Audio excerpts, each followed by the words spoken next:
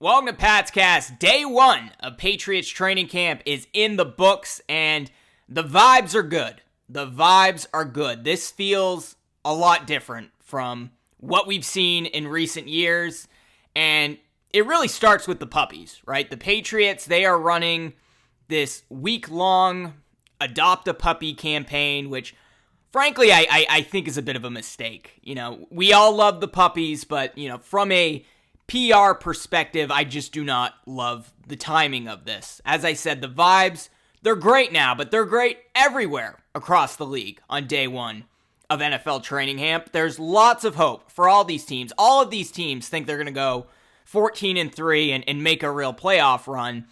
Then reality sets in, and that's when you should save the puppies, in my opinion. But they're especially great in New England right now, the vibes, because they have a great young, promising quarterback and an experienced head coach who will finally, hopefully, restore order in Foxborough. Now is not the time to bring out the puppies. Drake Maye hits his head and forgets the slide. Bring out the puppies. Back-to-back losses of 10 or more in the regular season. Bring out the puppies. Your star receiver caught on video handing out an unknown substance. Bring out the puppies. You already use it. You don't have this in your pocket anymore. You need positive PR for when things go wrong. Do not love starting out with the puppies in July. Save that for October or November. But they can't just do another puppy campaign because we all know at this point they're just trying to get positive PR. You don't need to do it now. But Jelani Tavai came out to practice. He didn't practice, actually, but he came out with a puppy. That's a guy who should have a puppy, right? Because pretty much every Patriots fan has written off Jelani Tavai. At this point, get a little bit of positive PR. Stefon Diggs also came out with a puppy, and he nearly ran away. Go look up the video. Diggs puts the puppy on the ground, ends up chasing him around like Rocky chasing the chicken. And then the puppy runs to a photographer. The photographer, she doesn't even help. She just starts taking pictures of it. And then Diggs chases after him. Eventually, he gets the puppy. But, would have been both horrible and hilarious if Stefon Diggs re-aggravated his ACL in a Chris Sale-style injury chasing after a puppy. So, all in all, vibes are good. I just think the puppies were a bit much at this point in camp. But overall, many drills, which is not unusual for day one of training camp. Players are just getting out there. They only are allowed to practice for about 2 hours on the first day of training camp and just 2 team periods in those drills. But let's get to the meat of the practice, and that, of course, starts with Drake Maye, who looks ready to go. Have to say, he stepped up as a leader this offseason, inviting his receivers near his family's home in North Carolina to practice on his high school football field. But more importantly, this first practice was not a colossal disaster like we've seen from Drake Maye in the past. At the start of training camp last year, with the hitch and him kind of going through the motions, and even at the start of minicamp this year, remember, he threw 4 picks in his first practice. Maye looked better as minicamp progressed, for sure, but today he picked up right where he left off at the end of minicamp when he was playing pretty well, and he went 8 of 9 passing today in team drills, which is all that you can really ask for day one of practice. Good for his confidence. His very first pass went to Stefon Diggs. Good for Diggs' confidence. That's also going to delay the inevitable when Stefon Diggs is chirping in Drake Maye's ear about not being targeted enough. Gets the first target. Hopefully we see that a little bit in the regular season, and those two are able to build some chemistry. Some other highlights, he hit Hunter Henry on a nice pass on a wheel route. But his best pass of the day came on a comeback route to rookie receiver Kyle Williams, who was actually up against Christian Gonzalez. He sold the go route enough to create just enough space on the comeback and make a nice catch along the sideline. I think Maye talked to him a little bit after about selling the go route even more, but Kyle Williams looks like the real deal, which we haven't seen from a rookie receiver in New England in quite some time. There was one bad throw, though. His one incompletion was worse than an incompletion. He should have been picked off by Jabril Peppers, who I think he overthrew it to Demario Douglas, and then Peppers dropped the pass. So Drake Maye should have had one interception today, but 8 of 9 passing, a near pick to Peppers. First pass went to Diggs. Nice chemistry with Hunter Henry as always. And Kyle Williams already looking pretty impactful out there. But there are major concerns coming out of this practice that may hamper Drake Maye's long-term performance. We all talk about the offensive line, talked about it on the last podcast. They are the biggest question mark heading into this season, as the offensive line has been for many years now. And it was not a great start today in terms of pass protection. Drake Maye, according to Greg Bedard, was sacked 5 times during Tuesday's practice. Now, obviously, these are not real sacks. He's wearing the red jersey, just a tap on the shoulder, tap on the butt, whatever it is. But he was sacked 5 times. And this also wasn't a case of Drake Maye just holding on to the football too long, like we saw in last year's training camp when the offensive line was giving up a lot of sacks. As we saw for more than a decade in New England, Josh McDaniels wants his quarterbacks to get rid of the ball quickly, and Maye was doing just that for most of practice. But these were rapid pressures with the O-line breaking down immediately after the snap, mostly because of the tackle positions. So the red flags are even brighter coming out of day one of training camp. On Monday, I said on the podcast, I'm not as worried about veteran right tackle Morgan Moses.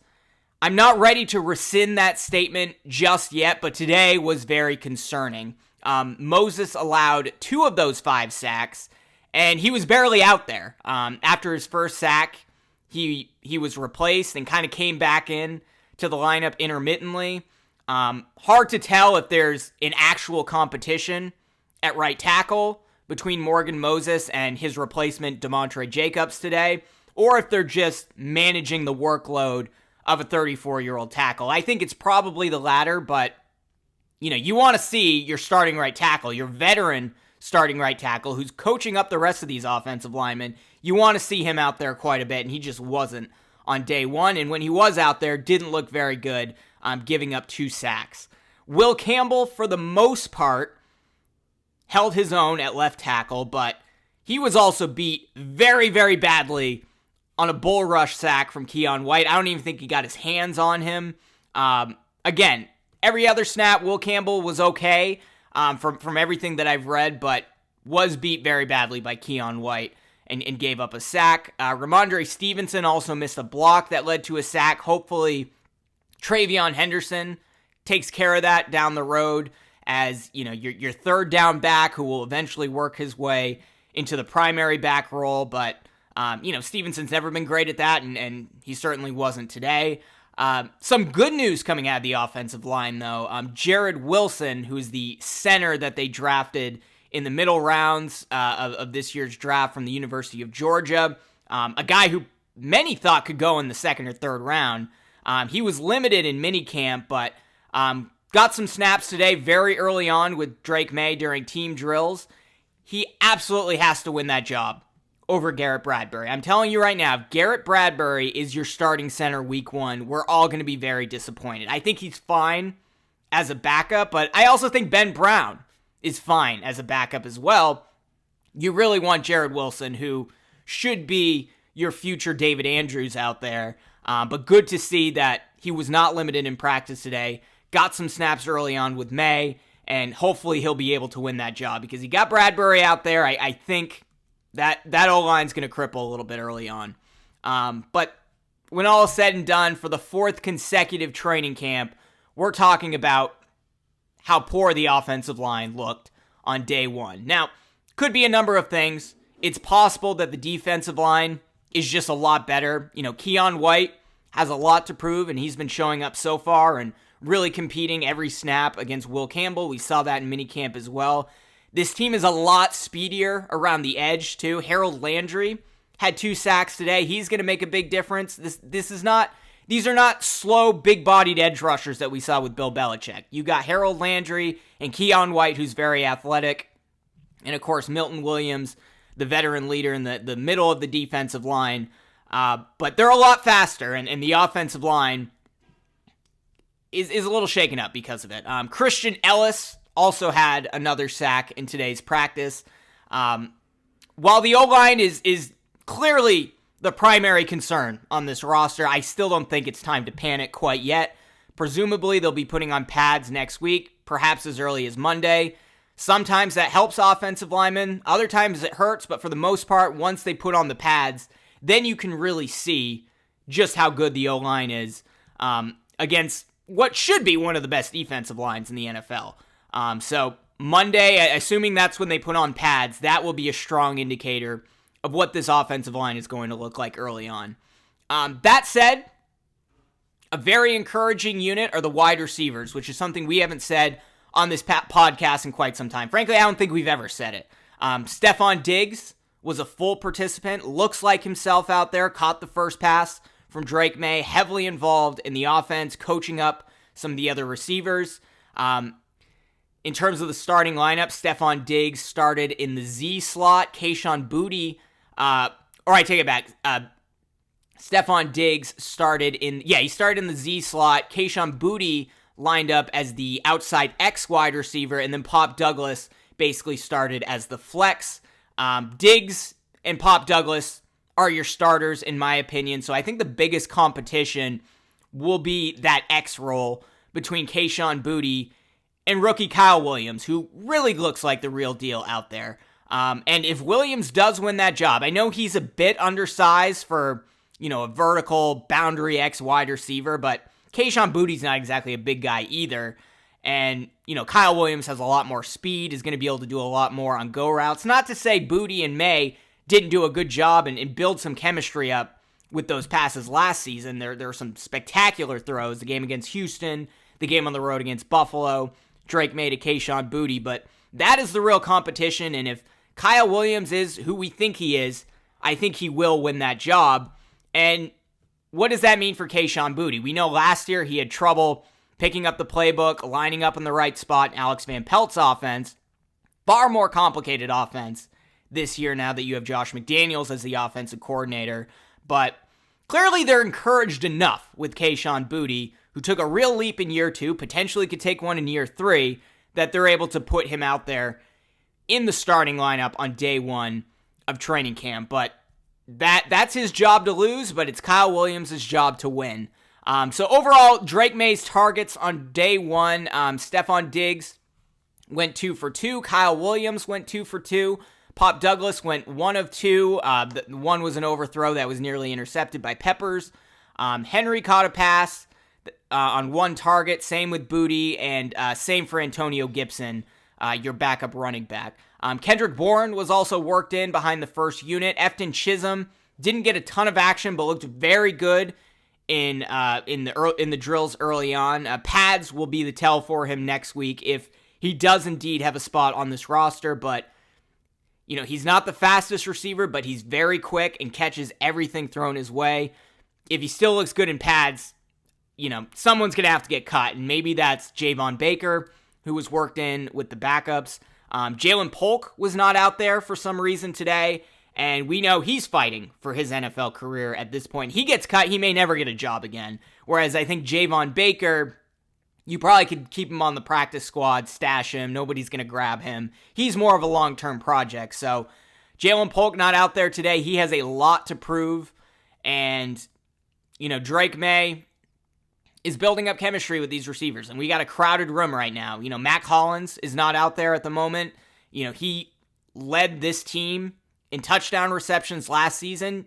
Maybe he comes in, and he's your starting X wide receiver. Perhaps he would have been today if he were healthy. So that competition is going to be very interesting to watch in the coming weeks. I'm curious to hear from you in the comments. If you had to start right now with a starting lineup, pick 3 wide receivers, who are you putting out there? I'm guessing the first 2, of course, are going to be Stefon Diggs and Pop Douglas, but who's that third guy? Who's that third guy that you put on the boundary in that X wide receiver position? Will that be Mac Hollins? Do you think Boutte deserves the role? Do you think Kyle Williams will win that job, or are you looking at someone else? Do you still have hope in Jalen Polk? I'm curious to hear from you.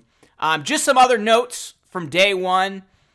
The offense was significantly worse when Drake Maye came out of there and was replaced by his backup, Josh Dobbs, who has been a journeyman quarterback his entire career. Dobbs went just 1 of 6. He did throw an interception to DJ James on a deep shot to Javon Baker. That wasn't great. Should not have traded Joe Milton, in my opinion. I know he was a bit of a distraction, a bit of a diva, but he's looked pretty good so far in Dallas. And when you got a mobile quarterback like Drake May, who is probably going to have a few more QB design runs this year under Josh McDaniels, you really need a solid backup. And I think Josh Dobbs is, by backup standards, an okay quarterback, but did not look very good today. And you know, he's picking up a new, very complex offense himself. And Drake May is clearly the superior quarterback out there and looks like a sure thing, long-term NFL starter who could potentially turn into a star, perhaps as soon as this season. We all hope so. As I mentioned on the PUP list, Mac Hollins was not out there today. Austin Hooper was not out there today. Jelani Tavai, positive PR bringing out the puppy, but he's also on the PUP list, no pun intended there. And Vidarian Lowe is still around, probably as your backup left tackle, but he's also on the PUP list at the moment. Carlton Davis, who is the starting cornerback who's going to line up opposite Christian Gonzalez, top 10 NFL DB, in my opinion. He did not practice today. Josh Minkins did not practice, and neither did Jeremiah Webb. But both Carlton Davis and Webb are expected to be back at tomorrow's training camp practice, according to Mike Vrabel. So, look, it's early on. You only get a 2-hour practice. You only get a brief snapshot into just what this offense is looking like. Hard to tell how much Josh McDaniels' fingerprints are on this offense right now. Seems like they're running some pretty basic stuff out there. But the coming days and weeks are going to be very interesting for this team. Very encouraged by Drake May. Extremely encouraged by the competition at wide receiver and the defensive line. It all comes down to what they can do with that offensive line and how that looks when they put on pads next week. Look, the coaching's going to be a lot better. Doug Marrone, offensive line coach, former head coach, a successful former head coach in this league, working with Josh McDaniels and Dante Scarnecchia occasionally, and of course, Mike Vrabel overseeing everything. Terrell Williams was back out there as the defensive coordinator. We know he's had some health issues in recent months, but he's back out there and coaching up the defense, which is good to see. All said and done, vibes are good.